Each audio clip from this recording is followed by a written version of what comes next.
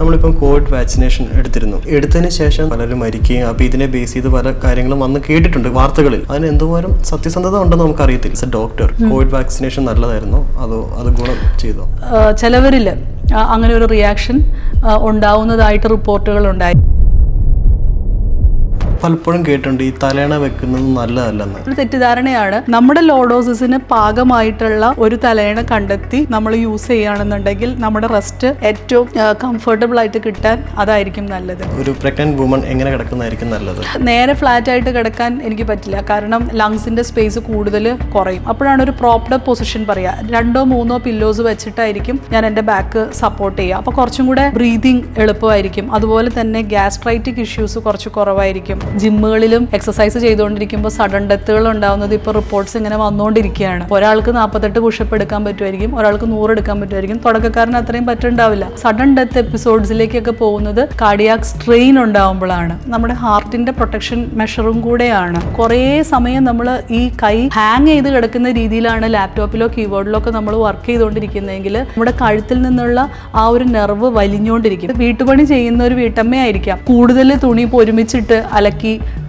തുണി ഊരി പിഴിഞ്ഞു കഴിയുമ്പോൾ ഈ ഒരു ഫിസ്റ്റിംഗ് മൂവ്മെന്റ് വരും. ഓവർ യൂസ് ഇഞ്ചുറീസിന്റെ എപ്പോഴും ഉള്ള first and foremost remedies give rest. 5 ദിവസത്തെ മരുന്ന് കൊടുത്താലൊന്നും അതിനോട് റെസ്പോണ്ട് ചെയ്തോളണമെന്നില്ല. ഈ റീസെന്റ് ഒരു കേസ് അങ്ങനെ വന്നിരുന്നു. ChatGPT ചോദിച്ചിട്ട് വെയിറ്റ് കുറയ്ക്കാൻ നോക്കി, പക്ഷെ ആൾക്ക് ഡേഞ്ചർ ആയി പോയി. നമ്മൾ എപ്പോഴും നമ്മൾ പറയും പെട്ടെന്ന് കയ്യിലേക്ക് വരുന്ന പൈസ നിലനിൽക്കുകയില്ല എന്നൊക്കെ പറയുന്ന പോലെ സഡൻ ആയിട്ട് നമ്മൾ ഓരോ ചേഞ്ച് അത് നമ്മുടെ ശരീരത്തിൽ തന്നെ കൊണ്ടുവരാനായിട്ട് ശ്രമിക്കുമ്പോൾ അതാണ് നമുക്ക് ഒരുപക്ഷെ ഈ നെഗറ്റീവ് എഫക്ട്സ് കൊണ്ടുവരുന്നത്. അതായത് ഡയറ്റ് പ്ലസ് എക്സസൈസ് ബോത്തും രണ്ടും ഇമ്പോർട്ടൻ്റ് ആണ്. നമ്മുടെ ഉയരത്തിന് ഇത്ര വെയിറ്റ്, ഇപ്പോൾ 60+ അല്ലെങ്കിൽ 70+ ആയിട്ടുള്ളവർ വരെ ഇപ്പോൾ അവർ പറയുന്നുണ്ട് ഞങ്ങൾ ഈയിടെയായിട്ട് വർക്കൗട്ട് ചെയ്ത് തുടങ്ങി, നമ്മൾ ജിമ്മിൽ പോയി തുടങ്ങി. നല്ല കാര്യം തന്നെ. പക്ഷേ അവർ ചെന്നിട്ട് റെസിസ്റ്റൻസ് എക്സസൈസ് ആണ് പെട്ടെന്ന് സ്റ്റാർട്ട് ചെയ്യുന്നത്. ഓവർ ഹെഡ് വെയിറ്റ് എടുക്കുക, ഒരുപാട് പ്രാവശ്യം സ്റ്റെയർസ് കയറി ഇറങ്ങുക. നല്ലൊരു ഫിറ്റ്നസ് ട്രെയിനറെ കിട്ടാത്തതുകൊണ്ട് ലക്കാണ്. ഇപ്പോൾ ഷോൾഡറിന് നമുക്ക് കുറച്ചും കൂടെ സ്ട്രെങ്ത് വർദ്ധിപ്പിക്കണം എന്ന് വിചാരിച്ച് നമ്മൾ ചെന്ന ഉടനെ തന്നെ ഒരു 10 കിലോ അല്ലെങ്കിൽ 15 kilo over head weight lifting ഷോൾഡറിന് സ്റ്റാർട്ട് ചെയ്യുകയാണെന്നുണ്ടെങ്കിൽ ഇതിന് റൊട്ടേറ്റർ കഫ് അല്ലെങ്കിൽ കഫ് ഇഞ്ചുറീസ് ഒക്കെ വരാനുള്ള ചാൻസ് ഭയങ്കര കൂടുതലാണ്. ഒരു ഡ്രൈവിംഗ് പൊസിഷനിലുള്ള ഒരാൾ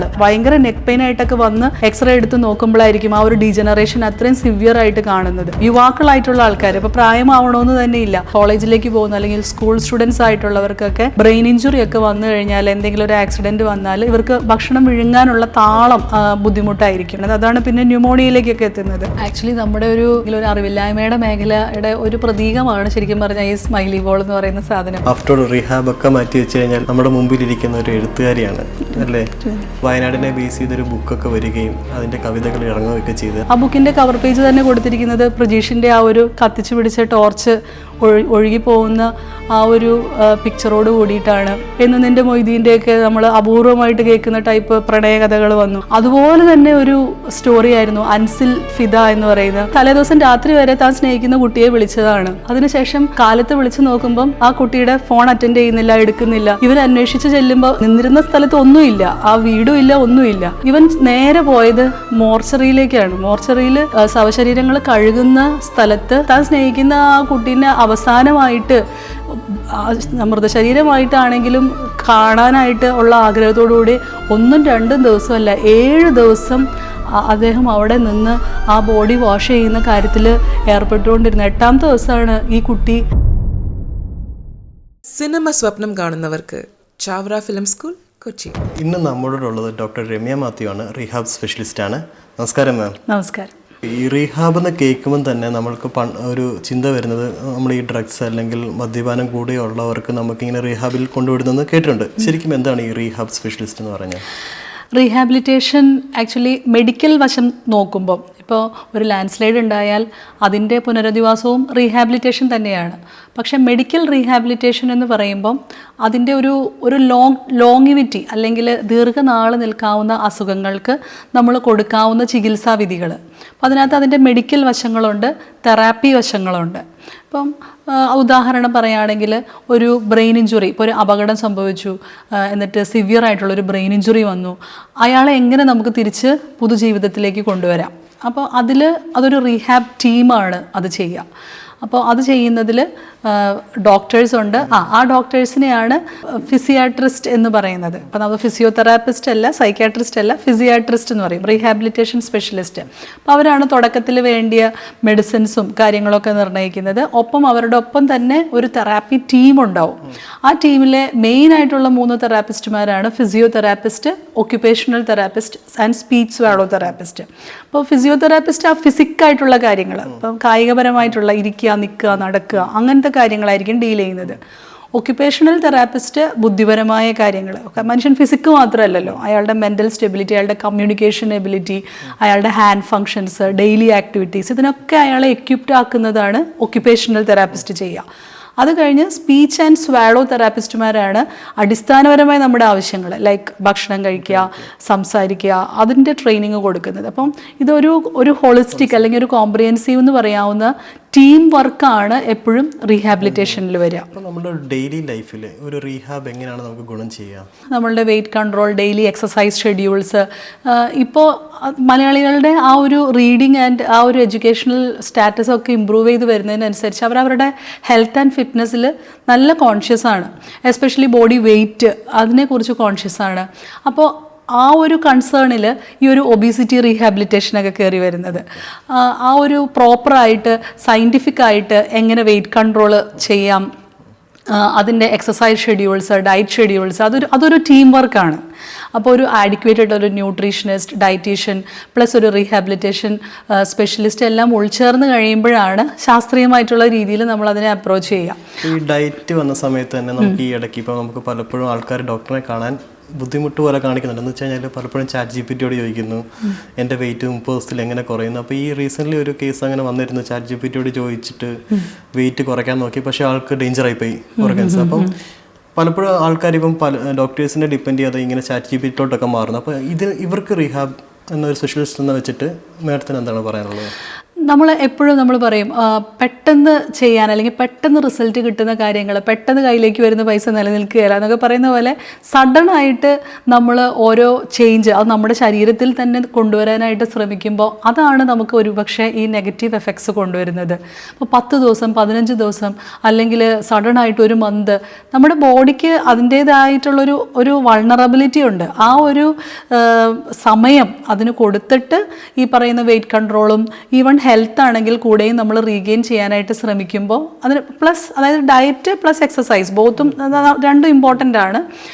അതിൽ നമ്മൾ ഈ പറഞ്ഞൊരു സയൻറ്റിഫിക് ആയിട്ടുള്ളൊരു രീതിയിൽ ഇതിനെ അപ്രോച്ച് ചെയ്യേണ്ടത് വളരെ ഇമ്പോർട്ടൻ്റാണ്. നമ്മൾ ഈ പറയുന്ന യൂട്യൂബിൽ കേൾക്കുന്ന കാര്യങ്ങളും അല്ലെങ്കിൽ സോഷ്യൽ മീഡിയയിലുള്ള കാര്യങ്ങളും കേട്ടിട്ട് സഡനായിട്ട് ഇങ്ങനെ ഒരു അപ്രോച്ചിലേക്ക് പോകുമ്പോഴാണ് അതിൻ്റെ ഒരു നെഗറ്റീവ് എഫക്റ്റിലേക്ക് വരുന്നത്.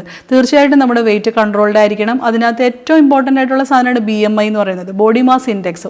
നമ്മുടെ ഉയരത്തിന് ഇത്ര വെയിറ്റ്, അതിനൊരു കണക്കുണ്ട്. അപ്പോൾ ആ ഉയരക്കണക്ക് അനുസരിച്ച് വെയിറ്റ് കണക്കിനെ നമ്മൾ റീഅഡ്ജസ്റ്റ് ചെയ്ത് കൊണ്ടുവരിക, പ്രോപ്പറായിട്ടുള്ള ഡയറ്റിലേക്ക് എത്തുക, പ്രോപ്പറായിട്ടുള്ള എക്സസൈസ്. ഇപ്പോൾ കഴിഞ്ഞ ദിവസങ്ങളിലൊക്കെ എൻ്റെ OPയിൽ തന്നെ വരുന്ന ഇപ്പോൾ ആൻറ്റിമാർ ഇപ്പോൾ 60+ അല്ലെങ്കിൽ 70+ ആയിട്ടുള്ളവർ വരെ ഇപ്പോൾ അവർ പറയുന്നുണ്ട് ഞങ്ങൾ ഈയിടെയായിട്ട് വർക്കൗട്ട് ചെയ്ത് തുടങ്ങി, നമ്മൾ ജിമ്മിൽ പോയി തുടങ്ങി. ഇപ്പോൾ ആ ഒരു ട്രെൻഡാണ് അവർക്ക്. അപ്പോൾ നല്ല കാര്യം തന്നെ, വെരി അപ്രിഷ്യബിൾ. പക്ഷേ അതിനകത്തൊരു കാര്യമുള്ളത്, അവർ ചെന്നിട്ട് റെസിസ്റ്റൻസ് എക്സസൈസാണ് പെട്ടെന്ന് സ്റ്റാർട്ട് ചെയ്യുന്നത്. ഓവർ ഹെഡ് വെയിറ്റ് എടുക്കുക, ഒരുപാട് പ്രാവശ്യം സ്റ്റെയേഴ്സ് കയറി ഇറങ്ങുക. അപ്പോൾ ആ റെസിസ്റ്റൻസ് എക്സർസൈസ് അല്ലെങ്കിൽ ഹൈ വെയ്റ്റഡ് എക്സസൈസസ് പെട്ടെന്ന് തുടങ്ങുമ്പോൾ ബോഡിക്ക് വെയർ ആൻഡ് ടയർ കൂടുന്നു. കാരണം ബോഡിക്ക് അത് പരിചിതമല്ല. അപ്പോൾ ശരീരത്തിന് അത് പരിചിതമാക്കി വഴക്കത്തിൽ കൊണ്ടുവരികയാണെന്നുണ്ടെങ്കിൽ it is a healthy habit. അതിനോട് ഒന്ന് ജോയിൻ ചെയ്യുകയാണ്. കാരണം ഇപ്പം പലർക്കും സമയമില്ലായ്മ ഒരു വലിയ കാര്യമാണല്ലോ. അപ്പോൾ ഇവർ ഈ നമുക്ക് എക്സസൈസ് ചെയ്യുന്ന സമയത്ത് ജിമ്മിൽ പോകുമ്പം അറിയാതെ ചെയ്യുക. ഇപ്പം ചില എക്സസൈസ് ഒരു രീതിയിൽ ചെയ്യാൻ പാടുള്ളൂ, പക്ഷെ അതിനെ തെറ്റി ചെയ്യുക. അല്ലെങ്കിൽ ചില ആൾക്കാരെന്ന് പറയുമ്പോൾ ഓവർഡു ചെയ്യുക, ആ ബോഡിയെ ഇട്ട് പണിയെടുപ്പിക്കുക. അപ്പോൾ ഇതൊക്കെ അവരുടെ ബോഡിയിൽ പ്രശ്നങ്ങൾ ഉണ്ടാക്കുന്ന കാര്യങ്ങളാണ്. അത് നമ്മുടെ ആ ബോഡി ഹാബിറ്റസ്, പറഞ്ഞാൽ ശരീരപ്രകൃതി എന്ന് പറയുന്ന ഒരു കാര്യമുണ്ടല്ലോ. അപ്പോൾ ആ ഒരു ഇതിനനുസരിച്ച് നല്ലൊരു ഫിറ്റ്നസ് ട്രെയിനറെ കിട്ടാത്തതുകൊണ്ട് ലക്കാണ് ശരിക്കും പറഞ്ഞാൽ. നമുക്കൊരു പ്രോപ്പർ ഗൈഡൻസിൽ പ്രോപ്പറായിട്ടുള്ള ഡയറ്റോടുകൂടെ പ്രോപ്പറായിട്ടുള്ള എക്സസൈസ്, എപ്പോഴും എക്സസൈസസിനെ പറ്റി നമ്മൾ പറയുക ഗ്രേഡഡ് ആണെന്നുള്ളതാണ്. അപ്പോൾ നമുക്കൊരു ഷോൾഡർ പെയിൻ വന്നിട്ട് നമ്മുടെ റീഹാബ് OPയിൽ വരുന്ന ഒരു പേഷ്യൻറ്റിന് നമ്മൾ all of a sudden full resistance exercise കൊടുക്കത്തില്ല. അപ്പോൾ ആദ്യത്തെ 3 ആഴ്ച നിങ്ങൾ ഈ ഒരു എക്സസൈസ് പാറ്റേൺ ഫോളോ ചെയ്യുക എന്ന് പറയും. നമുക്ക് ഇവിടെ കണ്ടുവരുന്ന ഒരു ജിമ്മിൽ പോകുമ്പോൾ ചിലപ്പോൾ ആദ്യത്തെ 2ാമത്തെ ദിവസം തന്നെ വലിയ വെയിറ്റുകൾ എടുത്ത് കൊടുക്കുന്നു. ഇവൻ നല്ല വലിയ കോച്ചസ് ആയിരിക്കും വരുന്നത്. അതിനോട് മാം അത് തീർച്ചയായിട്ടും ശാസ്ത്രീയമായിട്ടുള്ള ഒരു അപ്രോച്ച് അല്ല.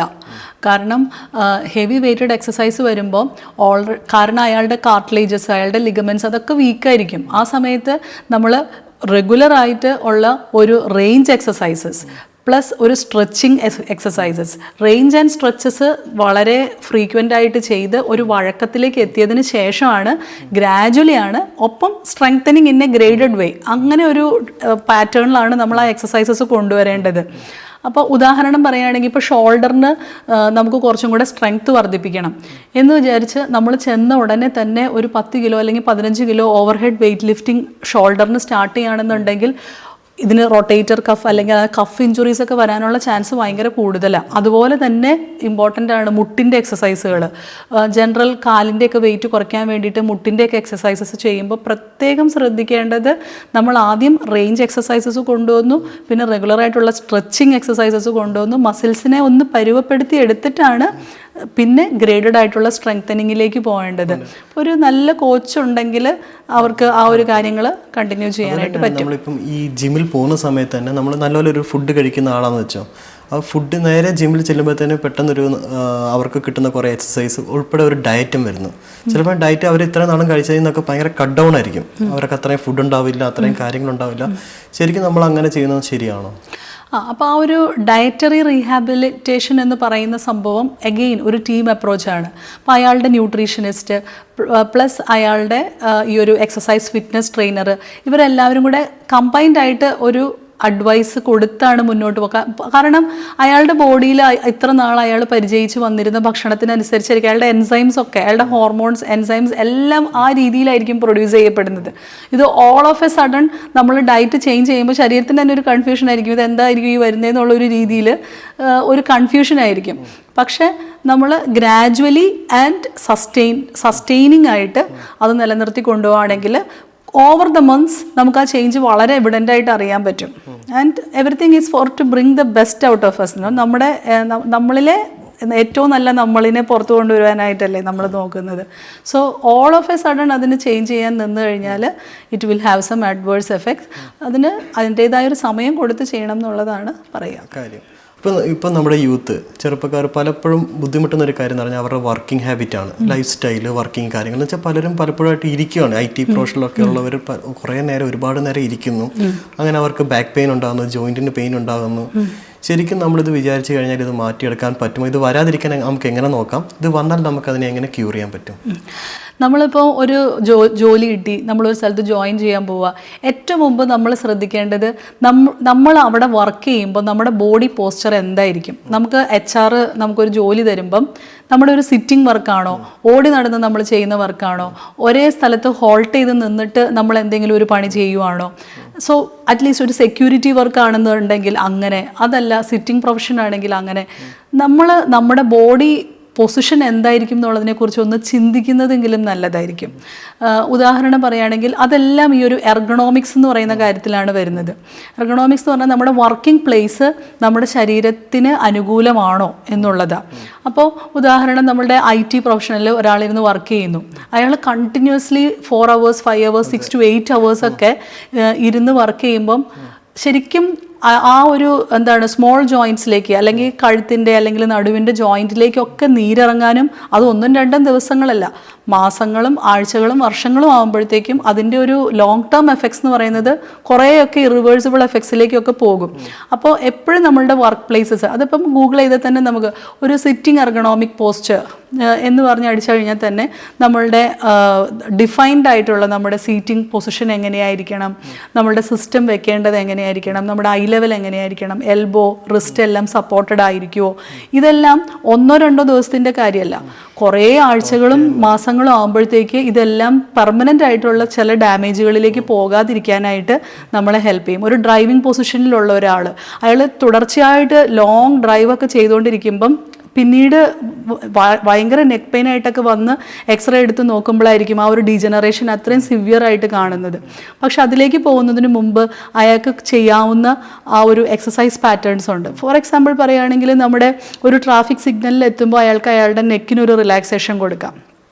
ഒരു ചിൻ ടക്ക് എന്നൊക്കെ പറയും, നമ്മുടെ താടി ചെസ്റ്റിലേക്ക് ഒട്ടിച്ചു വെക്കുന്ന രീതിയിൽ ചിൻ ടക്കൊക്കെ കൊടുക്കുകയാണെങ്കിൽ ബാക്കിൽ നെക്കിനൊരു സ്ട്രെച്ച് കിട്ടും. അതുപോലെ ഷോൾഡർ ഷ്രഗ് ചെയ്യാം.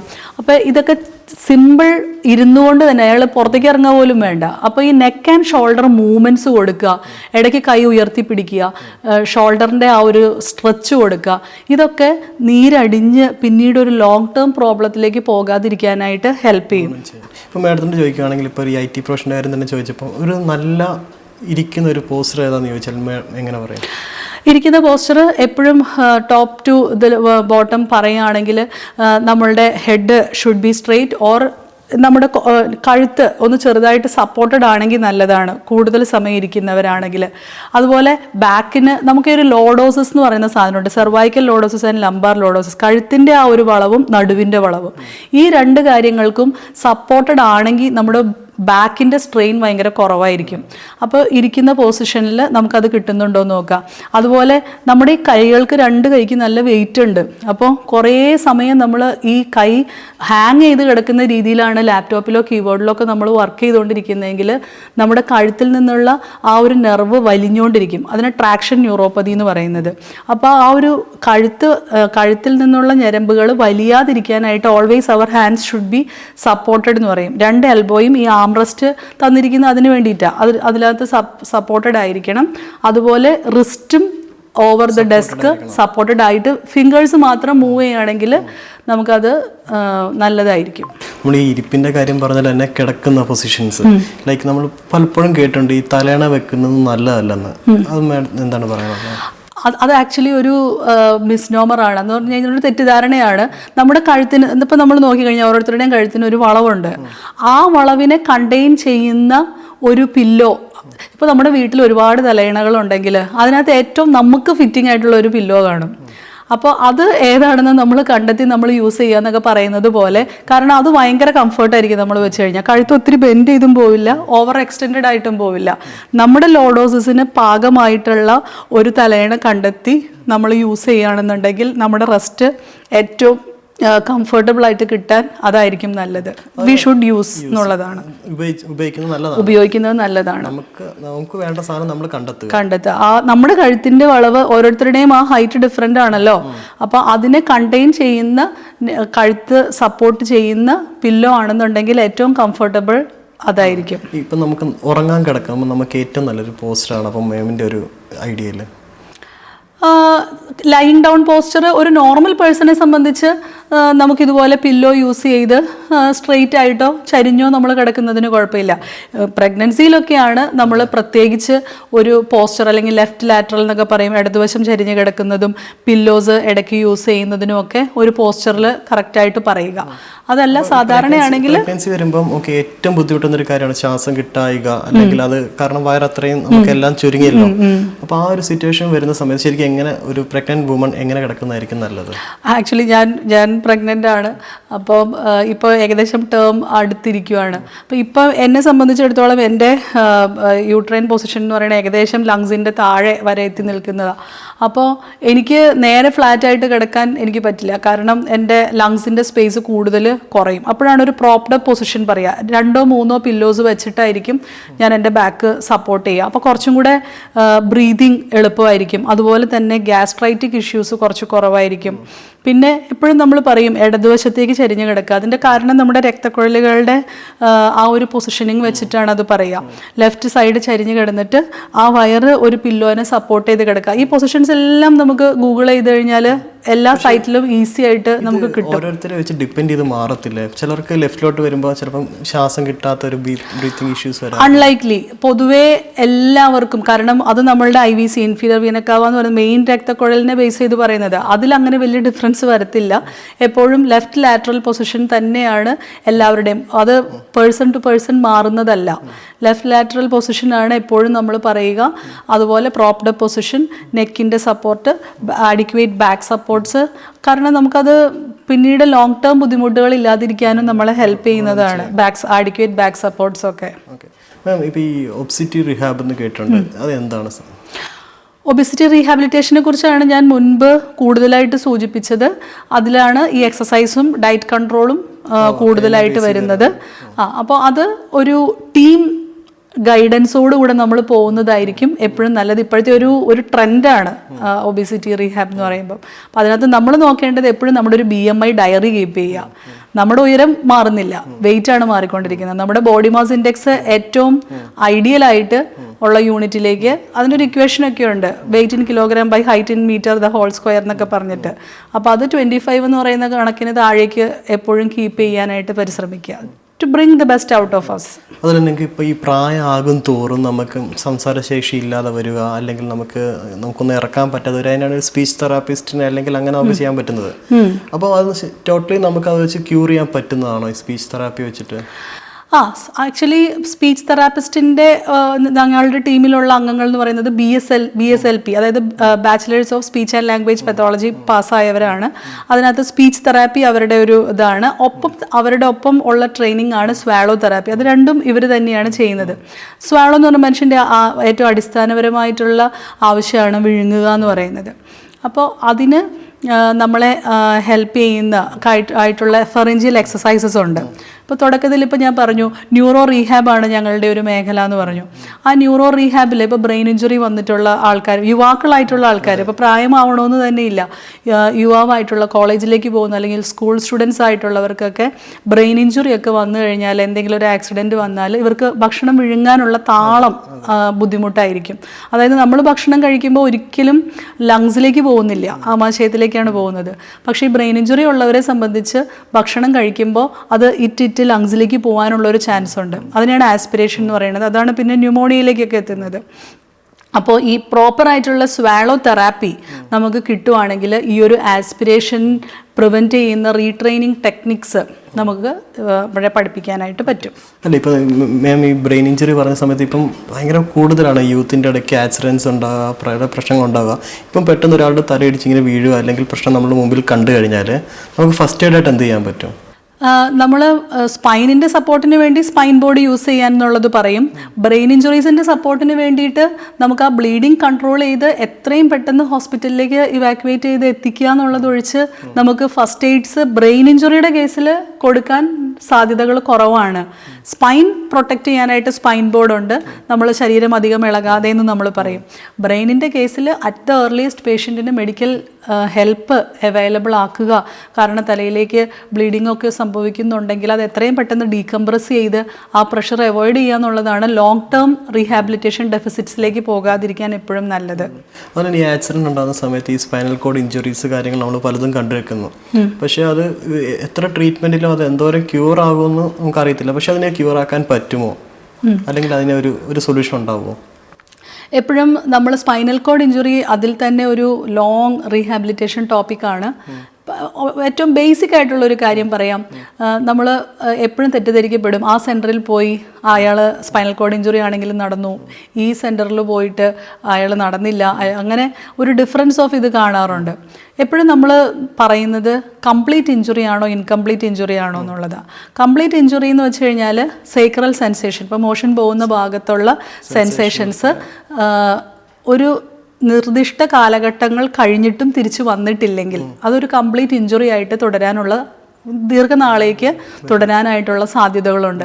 അപ്പോൾ നമ്മൾ മനസ്സിലാക്കേണ്ട ഒരു കാര്യം, സ്പൈനൽ കോഡ് ഇഞ്ചുറി വരുന്നത് ഏത് ലെവലിലാണെന്നുള്ളതിനെ ബേസ് ചെയ്താൽ, അപ്പോൾ കഴുത്തിൻ്റെ ഭാഗത്താണോ, നെഞ്ചിൻ്റെ ഭാഗത്താണോ, വയറിൻ്റെ ഭാഗത്താണോ, അതിലും താഴെയാണോ നമ്മുടെ സുഷുമ്ന നാഡിയിൽ ഇഞ്ചുറി വന്നിരിക്കുന്നത്, അതിന് താഴേക്കായിരിക്കും അയാൾക്ക് വീക്ക്നെസ് ഉള്ളത്.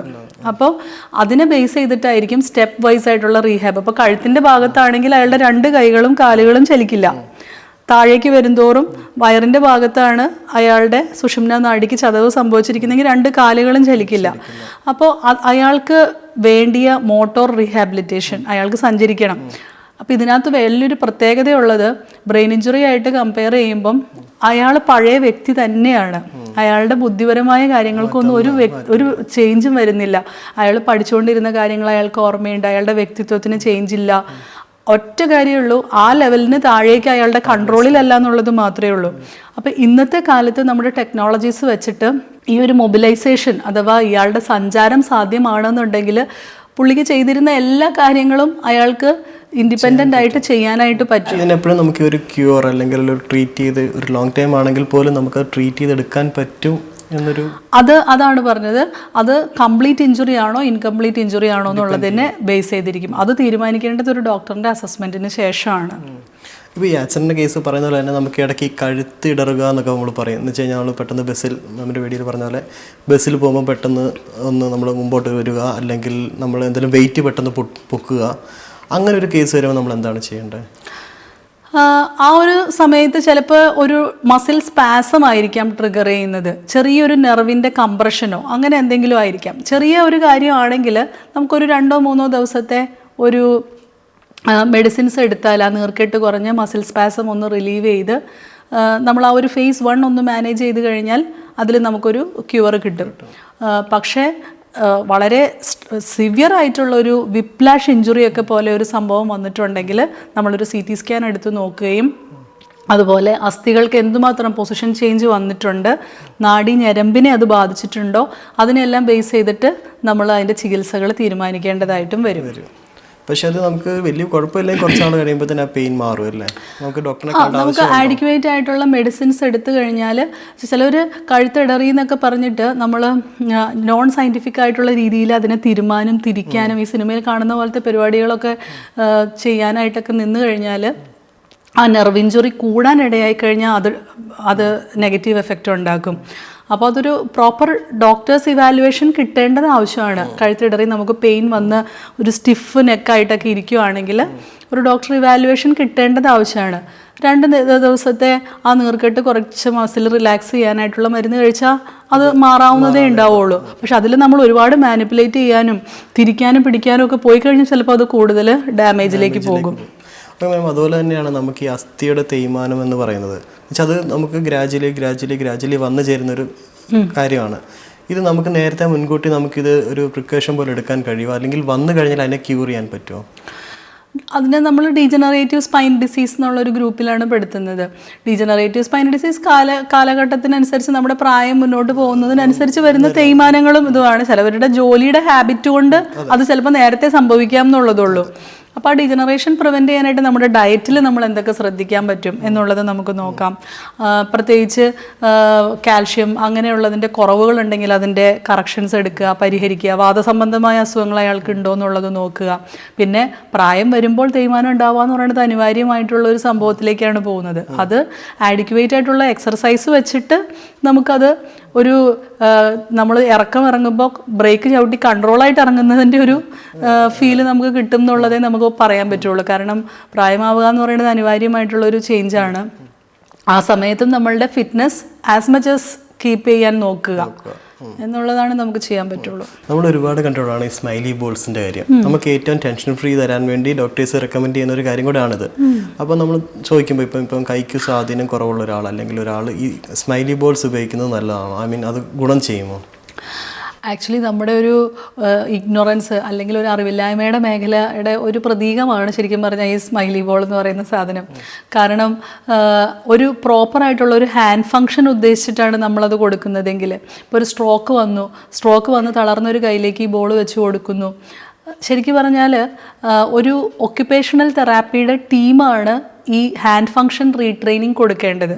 ഇപ്പോൾ ഫിസിയോതെറാപ്പിസ്റ്റ് നേരത്തെ പറഞ്ഞതുപോലെ അയാളുടെ ഫിസിക്കായിട്ടുള്ള കാര്യങ്ങൾ, അയാൾ ഇരിക്കുക, നിൽക്കുക, നടക്കുക, ഒരു തളർവാദം വന്നയാളെ ഈ ഒരു ഫിസിക്കൽ ആയിട്ടുള്ള കാര്യങ്ങൾക്ക് ട്രെയിനിങ് കൊടുക്കുമ്പോൾ കൈവിരലുകളുടെ ഫങ്ഷൻസ് എന്ന് പറയുന്നത് ഭയങ്കര കോംപ്ലക്സ് ഫങ്ഷൻസാണ്.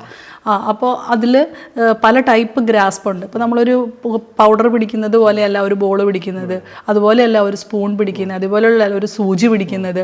അപ്പോൾ നമ്മുടെ ഏറ്റവും കോംപ്ലക്സ് ആയിട്ടുള്ള ഒരു അവയവമാണ് നമ്മുടെ ഹാൻഡ്സ് എന്ന് പറയുന്നത്. അപ്പോൾ ഈ ഹാൻഡിൻ്റെ റീട്രെയിനിങ് എന്ന് പറയുന്നത് ഇറ്റ് ടേക്സ് ശരിക്കും നല്ലൊരു എഫേർട്ട് എടുക്കുന്ന കാര്യമാണ്. അപ്പോൾ അത് ചെയ്യുന്ന ഗ്രൂപ്പാണ് ഒക്യുപേഷണൽ തെറാപ്പിസ്റ്റ്. അവർ റീഹാബിൻ്റെ ഒരു ടീം അംഗങ്ങളാണ്. അതിൽ മെഡിക്കലായിട്ടുള്ള കാര്യങ്ങൾ വരുന്നത് ചിലപ്പോൾ ഇവർക്ക് ചില ഇഞ്ചെക്ഷൻസ് ഒക്കെ ആവശ്യമായിരിക്കും. കൈകൾ ചില മേഖലകളിൽ സ്റ്റിഫായി പോകും. അപ്പോൾ ആ സ്പാസംസ് കുറയ്ക്കാൻ നമുക്ക് ചെയ്യാവുന്ന ഇഞ്ചെക്ഷൻസ് ഉണ്ട്, അതിൻ്റെ മെഡിസിൻസ് ഉണ്ട്. അപ്പോൾ നമ്മുടെ തന്നെ തെറാപ്പി ടീം അംഗങ്ങൾ വന്നിട്ട് പറയും ഇന്ന ഫങ്ഷൻ ചെയ്യാൻ ഇദ്ദേഹത്തിന് ബുദ്ധിമുട്ടുണ്ട്. അപ്പോൾ നമ്മൾ ആ ഒരു മസിൽസിനെ ലൊക്കേറ്റ് ചെയ്ത് ചില ഇഞ്ചെക്ഷൻസ് കൊടുക്കുമ്പോൾ അതിനെ മാത്രം റിലാക്സ് ചെയ്യിപ്പിക്കാനായിട്ട് പറ്റും.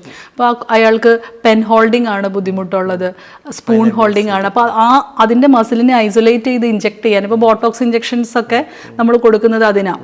പല പോയിന്റുകളിൽ നമുക്ക് ബോട്ടോക്സ് ഇഞ്ചെക്ഷൻ ചെയ്ത് കഴിഞ്ഞാൽ ഹാൻഡ് ഫങ്ഷൻസ് ബെറ്റർ ആവും. ഒപ്പം ഒക്യുപേഷണൽ തെറാപ്പിയും കൂടെ അതിനോടുകൂടെ ഉൾച്ചേർത്ത് ചെയ്യണം. ഇപ്പോൾ ഈ കൈയുടെ കാര്യം പറഞ്ഞ പോലെ തന്നെ ഇപ്പോൾ നമുക്ക് ഈ സ്വിഗ്ഗി ഓടുന്നവർ അല്ലെങ്കിൽ ബൈക്ക് അധികമായി ഉപയോഗിക്കുന്നവർക്ക് ഈ കൈത്തണ്ടിനൊരു വേദന വരാം, അല്ലെങ്കിൽ സാധനങ്ങൾ എടുക്കുമ്പോൾ ഒരു പെയിൻ വരാം. അത് ഗ്രാജുവലി അവരുടെ ജോലി പരമായിട്ട് വരുന്നതാണ്, ജോലി ചെയ്യുന്നതുകൊണ്ട് വരുന്നതാണ്. പക്ഷെ അത് ലോങ് ടൈമിൽ അതിനൊരു പ്രശ്നം ഉണ്ടാകുമോ, അല്ലെങ്കിൽ അത് എങ്ങനെയായിരിക്കും റിസോൾവ് ചെയ്യാൻ പറ്റുക? അതിപ്പോൾ കണ്ടിന്യൂസ് ആയിട്ട് ഈ ഒരു ഫിസ്റ്റിംഗ് മൂവ്മെൻ്റ് എന്ന് പറയും, കൈ ചുരുട്ടി പിടിച്ചിട്ടുള്ള ഈ ഒരു ആക്ടിവിറ്റീസ്. ഇപ്പോൾ നമ്മൾ നല്ല റബ്ബർ പറമ്പുകളൊക്കെ ഉള്ള നാടാണ് നമ്മുടെ. അപ്പം അതിൽ ഈ റബ്ബർ ഷീറ്റ് അടിക്കുന്നവർ കറക്കുന്ന ആ ഒരു ഉപകരണം ഇല്ലേ, അപ്പോൾ അതിൽ തുടർച്ചയായിട്ട് കുറേ റബ്ബർ ഷീറ്റ് അടിച്ച് കഴിയുമ്പോഴൊക്കെ ആയിരിക്കും ഇവർ ഈ പെയിനുമായിട്ട്. അപ്പോൾ ഈ ഒരു ഫിസ്റ്റിംഗ് മൂവ്മെൻറ്റ് വന്നു കഴിഞ്ഞാൽ ഇതിൻ്റെ ഈ ഒരു എപ്പിക്കോണ്ടൈൽ എന്ന് പറയുന്ന നമ്മുടെ എൽബോയുടെ ഏരിയയിൽ ഉൾപ്പെടെ അവർക്ക് പെയിൻ തോന്നാം. അല്ലെങ്കിൽ ഇവിടെ ഒരു ഡീക്യൂർവെയിൻസ് ഡിസീസ് എന്ന് പറയും, അതായത് ഈ ഒരു തള്ളവിരലിൻ്റെ താഴെയായിട്ട് പെയിൻ തോന്നാം. അതുപോലെ തന്നെ നമ്മുടെ ഇവിടെ മീഡിയൻ നെർവ് എന്ന് പറഞ്ഞിട്ടുള്ളൊരു ഭാഗമുണ്ട് റിസ്റ്റിൽ. അപ്പോൾ ഇതെല്ലാം കംപ്രഷൻ ന്യൂറോപ്പതീസ് ആണ്, അല്ലെങ്കിൽ ഓവർ യൂസ് ഇഞ്ചുറീസിൽ വരുന്നതാണ്. അപ്പോൾ അങ്ങനെയുള്ളൊരു പാറ്റേണിലേക്ക് ഈ ഒരു ഫിസ്റ്റിംഗ് മൂവ്മെൻറ്റ് വഴിയായിട്ട് അസുഖങ്ങൾ പ്രസൻറ്റ് ചെയ്യാറുണ്ട്. ഒന്നുമില്ല, ചിലപ്പോൾ വീട്ടുപണി ചെയ്യുന്ന ഒരു വീട്ടമ്മയായിരിക്കാം. അപ്പം കൂടുതൽ തുണി ഒരുമിച്ചിട്ട് അലക്കി തുണി ഊരി പിഴിഞ്ഞ് കഴിയുമ്പോൾ ഈ ഒരു ഫിസ്റ്റിംഗ് മൂവ്മെൻറ്റ് വരും.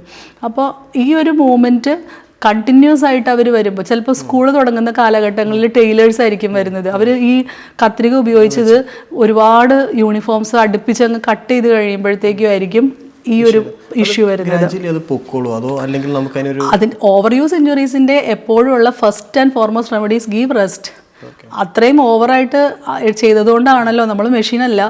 അപ്പോൾ നിർദ്ദിഷ്ട ഇതിന് കൂടുതൽ ചെയ്തതുകൊണ്ടാണ് ആ പെയിൻ വന്നത്. So take rest. നമുക്ക് മെഡിക്കേഷൻസ് കൊണ്ട് മാറുന്നതുണ്ട്. നമ്മളത് കൊടുത്ത് ഒരു 5 ദിവസത്തേക്ക് അതിൻ്റെ നീർക്കെട്ട് കുറയാനും ഞരമ്പിൻ്റെ നീർവീക്കം കുറയാനും ഒക്കെ ആയിട്ടുള്ള മെഡിസിൻ കൊടുക്കുമ്പോൾ അതിൽ സെറ്റാവും. പക്ഷേ അതിലും മാറാത്ത ഇതുണ്ട്. ചിലവർ ഈ വേദന വെച്ചിട്ടും ജോലി ചെയ്തുകൊണ്ടിരിക്കുന്നവരുണ്ട്, അതും മാസങ്ങളായിട്ട് ചെയ്തുകൊണ്ടിരിക്കുന്നവരുണ്ട്. അങ്ങനെയുള്ളവർ പ്രസൻറ്റ് ചെയ്യുമ്പോൾ 5 ദിവസത്തെ മരുന്ന് കൊടുത്താലൊന്നും അതിനോട് റെസ്പോണ്ട് ചെയ്തുകൊള്ളണമെന്നില്ല. അങ്ങനെയുള്ളവർക്ക് നമുക്ക് കെനാക്കോട്ട് അല്ലെങ്കിൽ സ്റ്റിറോയിഡിൻ്റെ ഇഞ്ചെക്ഷൻസ് കൊടുക്കാൻ പറ്റും. സ്റ്റിറോയിഡ് എന്ന് കേൾക്കുമ്പോൾ നമുക്ക് ഇങ്ങനെ ഒരു പേടി തോന്നുമെങ്കിലും ഇറ്റ്സ് എ വണ്ടർ ഡ്രഗ്. കാരണം അത് നമ്മൾ കൊടുത്തു കഴിയുമ്പം ആ ഒരു പർട്ടിക്കുലർ പോയിന്റിൻ്റെ, കാരണം ഇതൊക്കെ രക്തയോട്ടം കുറവുള്ള മേഖലകളാണ്, ഈ അസ്ഥിയുടെ ഈ ഒരു ടെൻഡൻ പോയിന്റ്സ് ഒക്കെ.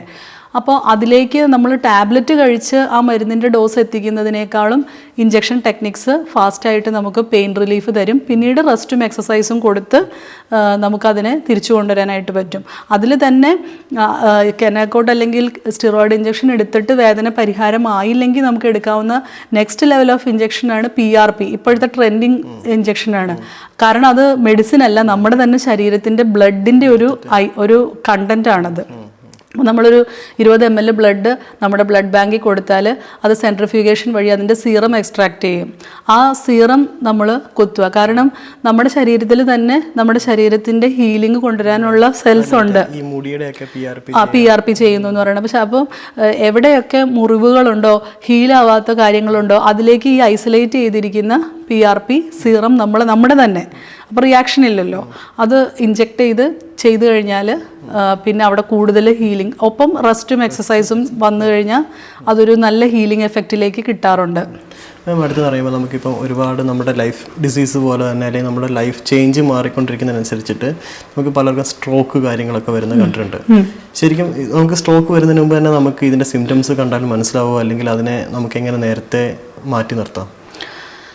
സ്ട്രോക്ക് ഇപ്പോൾ ഒരുപാട് ക്യാമ്പുകളും ക്യാമ്പയിൻസും ഒക്കെ നമ്മൾ നടക്കുന്നുണ്ട്. ഏർലി ഐഡൻറ്റിഫിക്കേഷൻ ഓഫ് സ്ട്രോക്ക് എന്ന് പറഞ്ഞിട്ട് ഇപ്പം ഞങ്ങളുടെ രാജഗിരി ഹോസ്പിറ്റലിലാണെങ്കിൽ തന്നെ സ്ട്രോക്ക് ക്യാമ്പയിൻസ്, സ്ട്രോക്ക് ക്ലിനിക്ക് അല്ലെങ്കിൽ സ്ട്രോക്ക് ഡേ ഒക്കെ വരുമ്പോൾ അതിൻ്റെ അവയർനെസ്സുകൾ ഒക്കെ ഒരുപാട് നടക്കുന്നുണ്ട്. എപ്പോഴും ബി ഫാസ്റ്റ് എന്നുള്ള ഒരു രീതിയിൽ പറയാറുണ്ട്.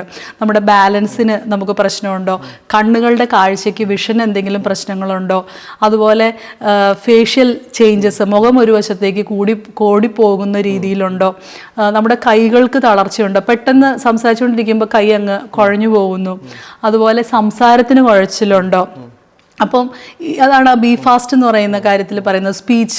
അപ്പം അതിനെന്തെങ്കിലും പ്രശ്നങ്ങളുണ്ടോ? ഇതിനകത്ത് ഏറ്റവും കീ ആയിട്ടുള്ളൊരു ടൈം ഫാക്ടർ എന്ന് പറയുന്നത് ടൈം ഫാക്ടറാണ്. കാരണം നമ്മുടെ രക്തക്കുഴൽ അടയുകയാണ്, അതാണ് സ്ട്രോക്ക് എന്ന് പറയുന്നത്. അപ്പം രക്തക്കുഴലിന് സഡൻ ആയിട്ടൊരു ബ്ലോക്ക് വരുവാണ്. അപ്പോൾ അതിനൊരു വിൻഡോ പീരീഡ് ഉണ്ട്. ആ വിൻഡോ പീരീഡ് എന്ന് പറയുന്നത് മാക്സിമം 4 to 6 hours ആണ്. അതിനുള്ളിൽ രോഗീനെ നമ്മൾ ഹോസ്പിറ്റലിൽ എത്തിക്കാനായിട്ട്, ഇപ്പോൾ ഞങ്ങളുടെ ഹോസ്പിറ്റലൊക്കെ ആണെങ്കിൽ ഇൻ്റർവെൻഷണൽ ന്യൂറോളജിയുടെ ഒരു നല്ല ടീമുണ്ട്. അപ്പോൾ അവിടേക്ക് കൊണ്ടുവന്ന് കഴിയുമ്പോൾ സഡൻ ആയിട്ട് ഈ ബ്ലോക്ക് അവർക്ക് വലിച്ചെടുത്ത് കാത്ത് ലാബിൽ കളയാനായിട്ട് സാധിക്കും. അതിൻ്റെ ഒരു എഫക്റ്റീവ്നെസ് കൊണ്ട് ഞങ്ങൾക്ക് റീഹാബിലിറ്റേഷനിൽ എഫേർട്ട് ശരിക്കും കുറയും. കാരണം അത് ടൈം പ്രൊലോങ് ചെയ്യും തോറും ആ ഒരു നശിച്ചു പോയ ന്യൂറോണൽ കോശങ്ങൾക്ക് തിരിച്ചു വരാനായിട്ടുള്ളതിൻ്റെ സാധ്യതകൾ കുറഞ്ഞുകൊണ്ടിരിക്കും. ഈ സ്ട്രോക്ക് വന്നു കഴിഞ്ഞാൽ ആളിനെ നമുക്ക് തിരിച്ചു കൊണ്ടുവരാൻ പറ്റുമോ? എത്രമാത്രം ഡെഫിസിറ്റ് അയാൾക്കുണ്ട്, എത്ര ഏർലി ആയിട്ടാണ് അയാൾ പ്രസൻറ്റ് ചെയ്തത്, അതിന് എന്ത് ചികിത്സയാണ് അയാൾക്ക് കിട്ടിയത്, തിരിച്ച് അതുപോലെ തന്നെ അതിനോടുള്ള മറ്റു കോമോർബിഡിറ്റീസ്, അയാളുടെ ഹൃദയത്തിൻ്റെ പ്രശ്നങ്ങൾ എന്തെങ്കിലും ഈ സ്ട്രോക്കിനോട് ചേർന്നിട്ടുണ്ടോ, ഇങ്ങനെയുള്ള പല കാര്യങ്ങളെയും ഡിപ്പെൻഡ് ചെയ്തിട്ടാണ് അയാളുടെ ലോങ് ടേം ഡെഫിസിറ്റ് ബേസ് ചെയ്യുന്നത്. അതുപോലെ തന്നെ നമ്മൾ കേട്ടുള്ളൊരു കാര്യമാണ് നമ്മുടെ കാലിൻ്റെ മസിൽസാണ് നമ്മുടെ സെക്കൻഡ് ഹാർട്ട് എന്ന്. അപ്പം അത് നമുക്ക് എന്തോരം നോക്കണം? ഇപ്പം ജിമ്മിൽ പോകുമ്പോഴാണെങ്കിലും എക്സസൈസ് ചെയ്യുമ്പോഴാണെങ്കിലും അതിനോട് കൊടുക്കേണ്ട ഒരു ഇമ്പോർട്ടൻസ് എന്തോരാണ് മാമിൻ്റെ ഒരു ഇതിൽ? ലെഗ് മസിൽസിൻ്റെ എക്സസൈസ് നമ്മുടെ ശരീരത്തിൻ്റെ മറ്റേതൊരു ഭാഗത്തിൻ്റെയും എക്സസൈസസ് പോലെ തന്നെ ഇമ്പോർട്ടൻ്റ് ആണ്. അത് ശരിക്കും പറഞ്ഞാൽ കാർഡിയാക് റീഹാബിലിറ്റേഷൻ, ഇപ്പോൾ ഞങ്ങളുടെ റീഹാബിൻ്റെ ഒരു വിങ്ങാണ് പൾമണറി റീഹാബിലിറ്റേഷൻ, അതുപോലെ കാർഡിയാക് റീഹാബിലിറ്റേഷൻ. ഈ കാർഡിയാക് റീഹാബ് വളരെ ഇമ്പോർട്ടൻ്റ് ആയിട്ടുള്ള ഒരു കാര്യമാണ്. കാരണം പല ജിമ്മുകളിലും എക്സസൈസ് ചെയ്തുകൊണ്ടിരിക്കുമ്പോൾ സഡൻ ഡെത്തുകൾ ഉണ്ടാകുന്നത് ഇപ്പോൾ റിപ്പോർട്ട്സ് ഇങ്ങനെ വന്നുകൊണ്ടിരിക്കുകയാണ്. അപ്പോൾ ആ ഒരു സഡൻ ഡെത്ത് അവോയ്ഡ് ചെയ്യാനായിട്ട് എപ്പോഴും നേരത്തെ പറഞ്ഞ നമ്മുടെ ശരീരത്തെ നമ്മൾ അറിയുക എന്ന് പറയുന്ന ആ ഒരു കാര്യത്തിലേക്ക് വന്നിട്ട് വേണം എക്സസൈസസ് എപ്പോഴും ഷെഡ്യൂൾ ചെയ്യാനായിട്ട്. അല്ലെങ്കിൽ ഈ പറയുന്ന CCTVയിലൊക്കെ നമ്മൾ കാണുന്ന പോലെ ആ ഒരു സഡൻ ഡെത്ത് എപ്പിസോഡ്സിലേക്കൊക്കെ പോകുന്നത് കാർഡിയാക് സ്ട്രെയിൻ ഉണ്ടാകുമ്പോഴാണ്. അപ്പോൾ നമ്മുടെ മസിൽസിലായാലും നമ്മുടെ ഹാർട്ടിനായാലും നിർദ്ദിഷ്ട റെപ്പിറ്റേഷൻസ് ഉണ്ട്. ആ എൻഡ്യൂറൻസ് പീരീഡ് എന്ന് പറയും, അത്രയും സമയമാണ് നമുക്ക് ആ റെപ്പിറ്റേഷൻസ് ശരീരത്തിന് ഹോൾഡ് ചെയ്യാൻ പറ്റുക. അപ്പോൾ ഒരാൾക്ക് 48 പുഷപ്പ് എടുക്കാൻ പറ്റുമായിരിക്കും, ഒരാൾക്ക് 100 എടുക്കാൻ പറ്റുമായിരിക്കും, തുടക്കക്കാരന് അത്രയും പറ്റുന്നുണ്ടാവില്ല. അപ്പോൾ ശരീരത്തെ അറിഞ്ഞ് അതിനനുസരിച്ച് ആ സംഭവം കൊണ്ടുവരിക, റീഹാബ് കൊണ്ടുവരിക, എക്സസൈസ് കൊണ്ടുവരിക, അത് നമ്മുടെ ഹാർട്ടിൻ്റെ പ്രൊട്ടക്ഷൻ മെഷറും കൂടെയാണ്.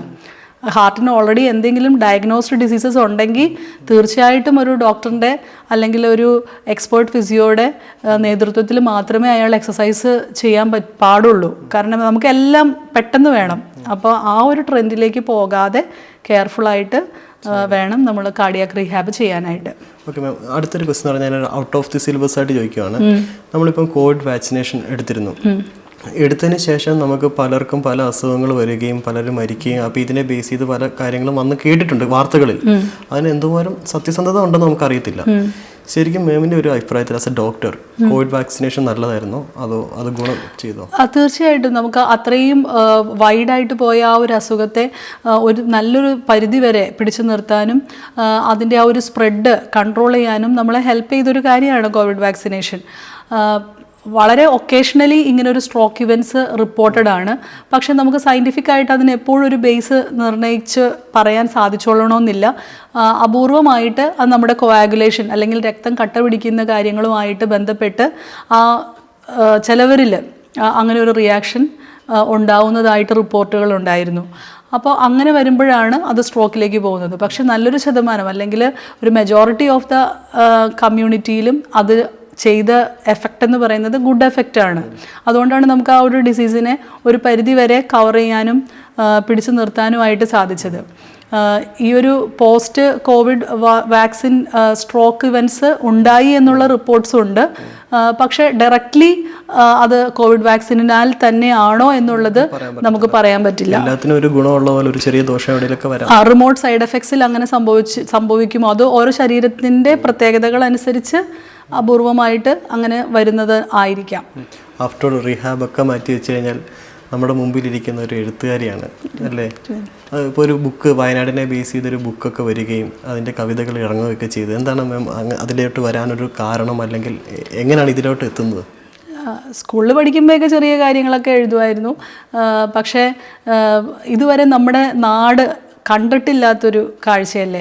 2018 വരെ കേരളം എല്ലാം സാധാരണഗതിയിൽ പോയത്. 2018 ഒരു വലിയ പ്രളയം വരുന്നു. അതൊരു ഒത്തിരി വിഷമങ്ങൾ നമുക്ക് ഉണ്ടാക്കിയ ഒരു കാര്യമായിരുന്നു. പക്ഷേ ആ ഒരു പ്രളയ തള്ളൽ സംഭവിച്ചിരുന്നെങ്കിൽ പോലും അതിൻ്റെ ഉള്ളിൽ പോലും നമ്മൾ ഇമാജിൻ ചെയ്യാൻ പറ്റാത്ത ചില നന്മയുടെ കാര്യങ്ങളൊക്കെ സംഭവിച്ചു.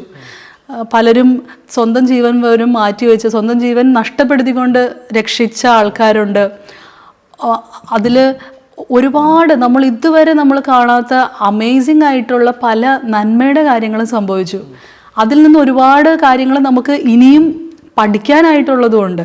കാരണം കേരളത്തിൻ്റെ ഭൂപ്രകൃതി അങ്ങനെ തന്നെയാണ് നിൽക്കുന്നത്. കേരളം ഈ ഒരു ചെറിയൊരു സ്ട്രിപ്പ് ഓഫ് ലാൻഡ് ഈ ഒരു സഹ്യൻ്റെയും അറബിക്കടലിൻ്റെ ഇടയിലായിട്ട് ഇങ്ങനെ നിൽക്കുക. അപ്പോൾ അടുത്ത വർഷവും ഇതുപോലെ ഒരു ക്ലൗഡ് എക്സ്പ്ലോഷൻ ഏതെങ്കിലും ഒരു മലയുടെ ഭാഗത്തുണ്ടായാൽ ഈ കാര്യങ്ങൾ ഇനിയും ആവർത്തിക്കപ്പെടാം. അങ്ങനെയൊക്കെ കാര്യങ്ങൾ ആവർത്തിക്കപ്പെട്ടാൽ ശരിക്കും പറഞ്ഞാൽ ഈ വയനാടുണ്ടായ ഇവൻറ്റ് അതിനെക്കുറിച്ച് പഠിക്കുവാണെങ്കിൽ നമുക്ക് ഒരുപാട് നന്മയുടെ വശങ്ങൾ ഇതിനെ പ്രതിവിധിയായിട്ട് നമുക്ക് കൊണ്ടുവരാനായിട്ട് സാധിക്കും. നമുക്ക് ഒരുപാട് പ്രതീക്ഷകളുടെ കാര്യങ്ങൾ അതിനകത്ത് സംഭവിച്ചു. ഇപ്പോൾ ഉദാഹരണം പറയുകയാണെങ്കിൽ അതിനകത്ത് ഫസ്റ്റ് ചാപ്റ്റർ തന്നെ തുടങ്ങുന്നത് നീതു എന്ന് പറഞ്ഞ ആ ഒരു കഥാപാത്രത്തിലാണ്. അപ്പോൾ നീതു ശരിക്കും പറഞ്ഞ ഒരു അലാമായിരുന്നു. ആ നാടിൻ്റെ ഈ ഒരു വലിയ ബുദ്ധിമുട്ട് പുറം ലോകത്തെ വിളിച്ചറിയിച്ചൊരു അലാമായിരുന്നു. ഈ ഒരു സംഭവം ജൂലൈ 30 നടക്കുന്നതിന് മുമ്പ് ജൂലൈ ആദ്യ വാരങ്ങളിൽ തന്നെ നോർത്തിൽ ഡൽഹി ആ സ്ഥലങ്ങളിൽ ഈ land slide alarm systems announce ചെയ്തായിരുന്നു. അതിനെപ്പറ്റിയൊരു വാർത്ത വന്നിരുന്നു. അത് ലൊക്കേറ്റ് ചെയ്ത് കഴിഞ്ഞാൽ നമ്മുടെ സീസ്മിക് വേവ്സ് എർത്ത്ക്വേക്സിനെ ഡിറ്റക്റ്റ് ചെയ്യുന്നത് പോലെ ലാൻഡ് സ്ലൈഡിനെ ഡിറ്റക്റ്റ് ചെയ്യുന്ന കുറേ ഉപകരണങ്ങൾ അതിൻ്റെ ഒരു ലോഞ്ച് നടന്നിരുന്നു. അതിനുശേഷം ആഴ്ചകൾ കഴിഞ്ഞിട്ടാണ് വയനാട് ഇവൻറ്റ് ഉണ്ടാകുന്നത്. അപ്പോൾ ഓരോ മലകളിലൊക്കെ അങ്ങനെ ഒരു ഇമാജിനേഷൻ പോയതാണ്. അങ്ങനെ ഓരോ മലകളിലും അത് സ്ഥാപിച്ച് അതിന് നീതു അലാറങ്ങളെന്ന് പേരിട്ടിരുന്നെങ്കിൽ രാത്രിക്ക് ഈ പറയുന്ന സംഭവങ്ങളെല്ലാം ഉണ്ടാകുമ്പോൾ ഏത് വശത്തേക്കാണ് ഓടേണ്ടതെന്ന് പോലും പാവപ്പെട്ട ജനങ്ങൾക്ക് അറിയില്ല. അപ്പം ഇപ്പോഴും നമ്മുടെ ഭൂപ്രകൃതിക്ക് വ്യത്യാസമൊന്നുമില്ല. അങ്ങനെയുള്ള അലാമുകൾ സ്ഥാപിച്ചാൽ എത്ര നന്നായിരുന്നു എന്നുള്ളത്. അപ്പോൾ അതിൻ്റെ ഒരു ചിന്ത തന്നത് ഈ നീതുവിൻ്റെ ഇവൻ്റാണ്. അതുപോലെ തന്നെ സ്വന്തം ജീവൻ നഷ്ടപ്പെടുത്തിക്കൊണ്ട് ഒത്തിരി പേരെ രക്ഷിച്ച പ്രജീഷ്, ആ ബുക്കിൻ്റെ കവർ പേജ് തന്നെ കൊടുത്തിരിക്കുന്നത് പ്രജീഷിൻ്റെ ആ ഒരു കത്തിച്ചു പിടിച്ച ടോർച്ച് ഒഴുകി പോകുന്ന ആ ഒരു പിക്ചറോട് കൂടിയിട്ടാണ്. അതുപോലെ തന്നെ ഒത്തിരി കാര്യങ്ങൾ ലൈക്ക് നമ്മൾ ഇപ്പോൾ പ്രണയത്തെക്കുറിച്ചൊക്കെ നമ്മൾ പറയുമ്പം ഒരുപാട് കഥകൾ ഇപ്പോൾ എന്ന് നിൻ്റെ മൊയ്തീൻ്റെയൊക്കെ നമ്മൾ അപൂർവമായിട്ട് കേൾക്കുന്ന ടൈപ്പ് പ്രണയ കഥകൾ വന്നു. അതുപോലെ തന്നെ ഒരു സ്റ്റോറി ആയിരുന്നു അൻസിൽ ഫിദ എന്ന് പറയുന്ന 2 വ്യക്തികളുടെ. അതിനകത്ത് ഏറ്റവും അമേസിംഗ് ആയിട്ട് ഇയാളൊരു മീൻ കച്ചവടക്കാരനാണ്. ചെറിയൊരു പാവം യുവാവ്. പുള്ളി തലേദിവസം രാത്രി വരെ താൻ സ്നേഹിക്കുന്ന കുട്ടിയെ വിളിച്ചതാണ്. അതിനുശേഷം കാലത്ത് വിളിച്ച് നോക്കുമ്പം ആ കുട്ടിയുടെ ഫോൺ അറ്റൻഡ് ചെയ്യുന്നില്ല, എടുക്കുന്നില്ല. നാട് മുഴുവൻ പോയിരിക്കുന്നതായിട്ട് ഇവൻ കാണുന്നു. ഇവർ അന്വേഷിച്ച് ചെല്ലുമ്പോൾ ആ നിന്നിരുന്ന സ്ഥലത്ത് ഒന്നുമില്ല, ആ വീടും ഇല്ല, ഒന്നുമില്ല. ഈ കുട്ടിയെ കാണുന്നുമില്ല.